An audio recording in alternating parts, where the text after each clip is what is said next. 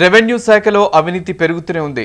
రాజన్న సిరిసిల్ల జిల్లా వేములవాడ తహసీల్దార్ కార్యాలయంలో ఏసీబీ అధికారులకు మరో అవినీతి అధికారి చిక్కాడు. చీర్లవంచ గ్రామానికి చెందిన చల్లా బాలరాజు వద్ద నుండి సర్వేయర్ సత్యనారాయణ 20,000 రూపాయలు లంచం తీసుకుంటుండగా ఏసీబీ డీఎస్పీ భద్రయ్య ఆధ్వర్యంలో పట్టుకున్నారు. దీనిపై ఏసీబీ అధికారులు విచారణ కొనసాగిస్తున్నారు.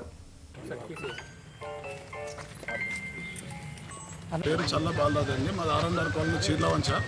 మేము కొన్ని ప్లాట్లు తీసుకున్నాం, అక్కడ 5 ప్లాట్లు తీసుకున్నాము. వాటిని అగ్రికల్చర్ నుంచి నాన్ అగ్రికల్చర్ మార్చడానికి సంబంధిత తహసీల్దారు వేములవాడ అర్బన్ గారి దగ్గర సప్లై ఇచ్చినాము. వాళ్ళు మీ సేవ ఎందుకు దరఖాస్తు చేసుకోవాలని చెప్పి సూచించారు. ఆయన సూచన ప్రకారంగా దరఖాస్తు చేసుకున్నాము. వాళ్ళు మన సర్వేర్ గారిని కలవండి అని ఆ ఫైల్ మాకు సర్వేర్ గారికి పంపిస్తున్నామని చెప్పారు. అదేవిధంగా 16 తారీఖు నాడు సర్వేర్ గారు మాకు ఫోన్ చేశారు. ఈ నెల 16 తారీఖు నాడు మోకా మీదకి రండి, మీరు ఆ ఫ్లాట్లు కొలవాలి అని చెప్తే మేము అక్కడికి వెళ్ళాము. అది కొలిసిన తర్వాత ఒక ఫ్లాట్కు 5,000 రూపాయలు మాకు లంచం ఇస్తేనే మీకు నాలా సర్టిఫికేట్ ఇస్తామని చెప్పి ఆయన చెప్పడం జరిగింది.